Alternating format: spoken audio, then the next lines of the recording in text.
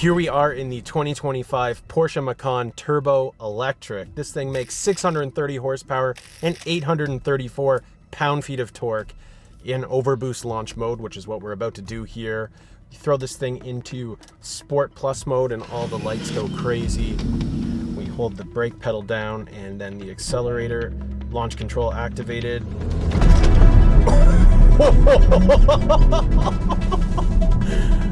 Whew.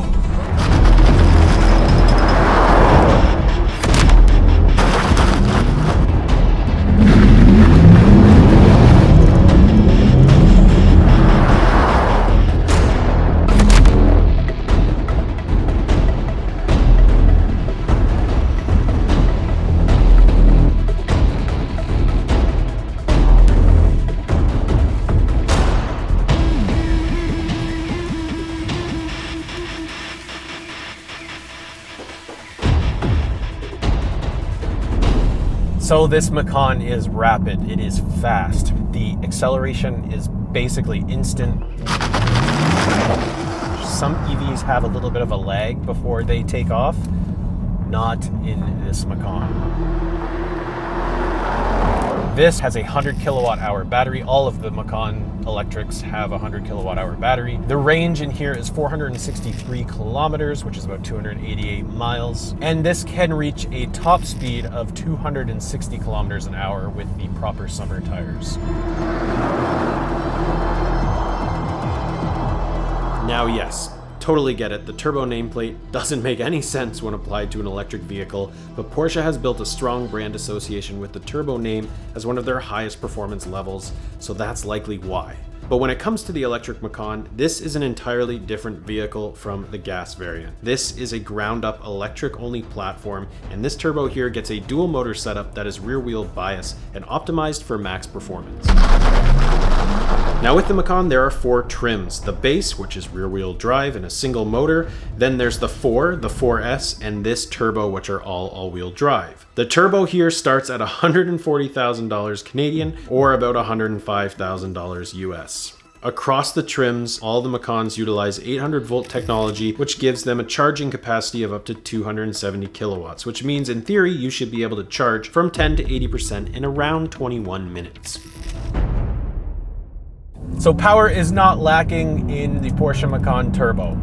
You don't need any more power than 630 horsepower or 567 horsepower it makes normally without launch control. It's a lot of power.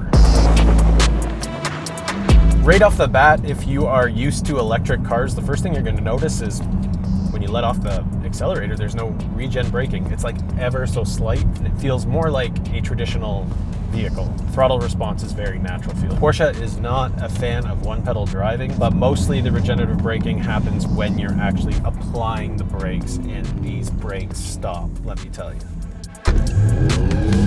So up front, we have 15.7 internally vented disc brakes and 6-piston calipers, and then in the back they are 13.8 internally vented disc brakes, but they are a single floating caliper in the back. Time after time, Porsche is able to make anything feel like a small sports car. In this Macan, this turbo variant is 5,400 pounds. The top level Macan GTS in the internal combustion variant weighs 1,000 pounds lighter than this. Now you're still getting the Porsche experience. The steering is phenomenal. You point, it shoots. It's like a rocket ship. It's so good. And speaking of the internal combustion version of the Macan, this Macan EV is more aerodynamic than that one. Now, obviously this one is newer, body style is newer, and maybe if they update the ICE, that will be more aerodynamic. But for now, this one's more aerodynamic, and you sit lower in this one as well, so you feel a little bit more connected to the road. Now, this is handling really well because, of course, with electric cars, you have a low center of gravity, so the batteries are on the floor, all the weight is kind of down low. To help with cornering and tight turns, this has Porsche's torque vectoring, so really helps you in the corners. This is rear wheel bias, and there's a lot of power going to the rear, so you do feel that rear end come out quite a bit there. You really have to watch the speedometer because you are over the speed limit in like no time. Now, speaking of the rear, this has rear axle steering, 5 degrees, I believe, and it's terrific. I mean, it's a small vehicle, so you're kind of like, oh, do you need it? Probably don't need it, but it is optioned on this turbo. And I've really liked it this week because it's so easy to just maneuver around parking lots. And for the purposes of filming, where we're going back and forth for shots, really makes that whole process easy. Not that that's something most people are doing. In terms of ride quality, yes, this is stiff. It's a turbo. If you're buying this vehicle, you need to know that it is performance oriented, so it is going to be stiff. However, when you throw it into normal mode, it really softens up and the bumps feel way better. This is running 22-inch wheels and it feels pretty good. So it's rapidly fast, handles amazing. It's got a pretty decent amount of range for a performance version of an electric car. What's the catch? Well, the catch is going to be the price. It's $145,000 Canadian as spec'd in this vehicle. Very expensive. I'm just going to pause the video here really quickly because I have a funny reaction video from my buddy Josh, who is helping get some of the flyby shots in this video. He's never been launched in an electric car, so check this out. What's the fastest car I've been in? I have no idea. No idea? All right, well, maybe this will be it. Probably like my mom's Santa Fe. All right, you ready? Yep. All right. Oh, wait, 1 sec. Assistance systems limited. Yes, I understand. All right, you ready?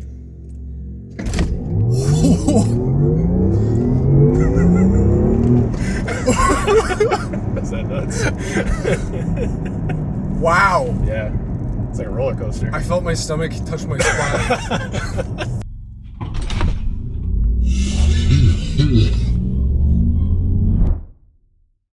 All right, so let's go back to our favorite spot, film the exterior of this Macan, and then we'll talk about the inside as well because this is a pretty cool interior space. All right, so this color is called Frozen Blue Metallic. I think it's pretty cool for taking photos and videos. I'm not sure I would want this color. However, I did put out a poll on Instagram and 81% of you approve of this color. That's wild. I'm not like the biggest fan of this blue. I would probably go for oak green if I was buying a Porsche Macan, or volcano gray. Those are two of my favorite colors for this car. But I do have to say, overall, I like the design on this Porsche Macan EV. I think it looks a lot better than the gas version for sure. We do have this sort of split headlight design up here. We've got your daytime running lights up here, and then your actual matrix LED headlights are down here. Not entirely sure if I've seen this before, but this has a silver Porsche logo. That's pretty cool. It's like that inside the car as well and on the key. And then because this is the turbo, we've got a more aggressive aero kit on the front here and at the rear. You can open the frunk by just waving your hand over here. It did work the first time I did it. It's not working now. Maybe it's just because I've locked and unlocked the car so much. However, you do have a button on the key and it opens up really fast. Pretty decent amount of storage in there as well. And it's got like a little divider too if you want to keep some things from flying around. And then if you want to fill up your window washer fluid, it's just right here. And then to shut it, it's just down like this, and then just one extra push in. And the key is pretty standard Porsche, and you've got your silver logo on the key there too. Now at the rear here, we have a staggered setup for the wheels. We've got two 55/40s up front, and then two 95/35s in the rear. And these are 22-inch rims. They look massive. They look really sweet. And then you've got massive brakes, as I mentioned at the beginning of this video. Really like the combination of the red brakes and these rims. Really sweet looking rims. We've got some titanium chrome that goes around the windows. You've got this electric badge in that titanium look too. We have keyless entry on all 4 doors. That's really nice. And then we do have folding power mirrors right here. You can change the color of this sort of side element here. And I've seen it with that titanium color there as well, but I kind of like that it's painted to match the color of the car here. I think this would look good with a roof rack, and if they added an extra spoiler right here, I think that would finish it off nicely. Right now, it kind of looks like it needs something extra there. Now at the back here, I think this looks pretty sweet. We've got our turbo badge in that titanium color as well. We've got our 360 camera there. That's the button to open the trunk right there. And then you've got this nice big LED light bar. From what I understand, also the rear wiper is a optional add-on. Not all Macans come with a rear wiper. If you're wondering about these side vents, they are not functional. They do not go anywhere. So that's how you get your charging port open. You just kind of put your hand over top of it. This is the AC/DC side, so you would get the faster charging on this side. Whereas if we go to the other side here, It's just for your regular charging. So with the adaptive air suspension, this is at its lowest mode right now, and it looks completely slammed. It looks so cool like this. Looks like a hot hatchback right now. All right, so you know I think this is a pretty good looking vehicle, but what about you? Well, I put out a poll on both YouTube and Instagram and got about 657 votes, seems like a lot of votes, and 64.8% of you approve of the design on this Macan Turbo Electric. Don't know if that's being skewed downwards because it's electric, but I would have thought it would have been a little bit higher. Anyways, I just do this for fun on each review, and if you want to participate in these polls, well, you can follow me on Instagram or subscribe here on YouTube to participate. Now jumping back into the video, let's check out the interior space.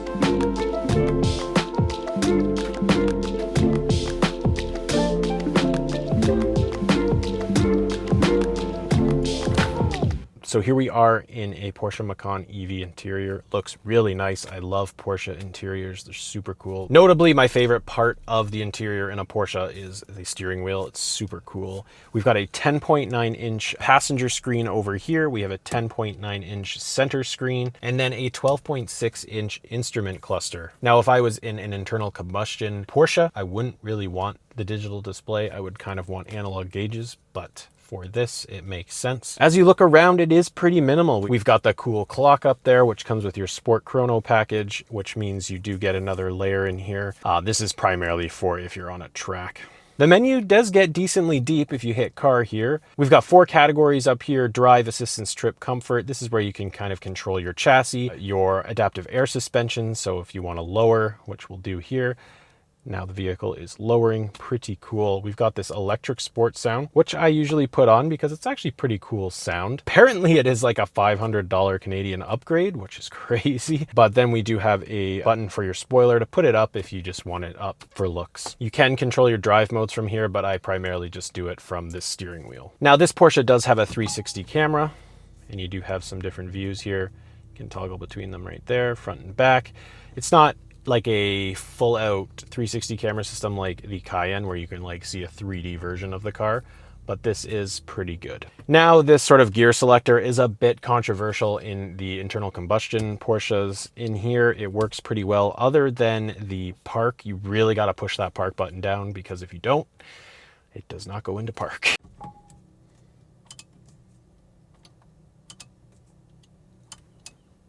And then because we have ambient lighting in here, you can control that from here with these themes. Now, if you've never been in a Porsche, to turn the vehicle on, it's always on the left side. Usually you would put a key in and then twist, or now we just have a power button that you press to turn it on. You don't actually have to hit the power button. You can just enter the vehicle and throw it in drive and go, which is interesting. It's kind of a weird experience. It's actually nice once you get used to it. You just kind of sit in, go. Down here we have a big panel, and we do have ventilated seats and we do have heated seats. Interesting in here that we can have both on at the same time. I have been using the ventilated seats because it's been pretty warm, and they work really fast. Like, I immediately already feel cold, so that's great. And then we do have physical buttons to adjust our fan speed and our temperature. And then up here we do have a wireless charger, and it is apparently cooled, so it does keep your phone from overheating in there, which is really nice. Love where we have the volume button. Great position. And then we do have 2 really deep cup holders with some more ambient lighting, and then a storage pocket down here with USB-Cs. It can be a little hard to get your USB-C in there for the first time, but once you put it in there, you're probably not taking it out. Now this is what Apple CarPlay looks like over here, and you can control the music from the passenger screen as well, so that's pretty cool. We do have a cockpit button over here with a G meter and a compass, and it tells you how fast you're going and what drive mode you're in. So if I switch that, boom, Sport, Sport Plus. Now, one thing that does kind of bother me is when you change your drive mode, it takes you out of CarPlay. Now we do have 3 memory seats for both seats here, and these seats are very comfortable. I've really enjoyed my time in these seats. I think this is a really nice interior. I have really loved driving this around all week. Okay, so this is genuinely my first time back here in the Macan EV. This is comfortable. This is pretty nice, to be honest. These seats are good. Do they recline? No. However, it's pretty spacious back here. I'm 5'10". This is how much legroom I've got. This is where I would sit as a driver. Love the panoramic roof. Then we've got cup holders back here. We do have heated seats for both passengers back here and your HVAC controls down there and 2 vents. Yeah, the ambient lighting comes back here. We've got some carbon fiber finish. I don't really have any complaints with this other than the fact that the seats don't recline. Now let's take a look at the trunk.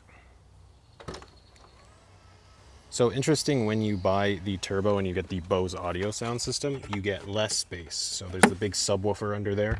Otherwise, you get more storage if you bought a different variant. We do have levers back here on both sides to put the seats down. And then we do have a button for our air suspension to raise and lower the vehicle. So we've got 17 cubic feet behind the second row here when the seats are up like that. And then when we put the seats down, it's a 60-40 split. They go down pretty easy. Then you would have 45 cubic feet of space with the seats down and when you remove this tonneau cover. So to sum up my week with the Macan Turbo Electric, I'd say it's just outrageously fun, handles really well, it's not a one-trick pony. Porsche's engineering team are magicians. If I had to find negatives with the Macan Turbo throughout the week, it would be the charging port. It always felt finicky. It wouldn't open sometimes and then it would. In terms of charging it, it has that 270 kilowatt capacity. I was never able to get anywhere near that, but I got around 90 kilowatts. The station near me, I've never been able to get the fast charging out of it for some reason. I don't know. It's been with every electric car, so I can't really blame the vehicle here. So I want to bring this up again, and I talked about it at the beginning of the video, and that's the one pedal drive. Porsche is not into it, and I'm very happy that they're not, because I find aggressive regen braking in other electric cars makes me pretty motion sick, even as a driver. Now as a passenger, I'm like, please, I don't want to be in this car. But yeah, happy that it wasn't in the vehicle and I had absolutely no issues with motion sickness. So obviously there's no exciting noise, there's no shifting gears, there's no nice V8 sound or 6-cylinder sound. So it's not gonna give you that Macan GTS feel, but this is a pretty cool vehicle and they did a really good job at making it feel uniquely Porsche. Anyways, thanks for getting to the end of this video. You have a phenomenal attention span. Next week, we have the 2025 Toyota 4Runner Limited, another blue vehicle. All these press cars have been blue lately. Even the next one after that is blue, so that's interesting. But anyways, thanks for watching and we'll see you soon.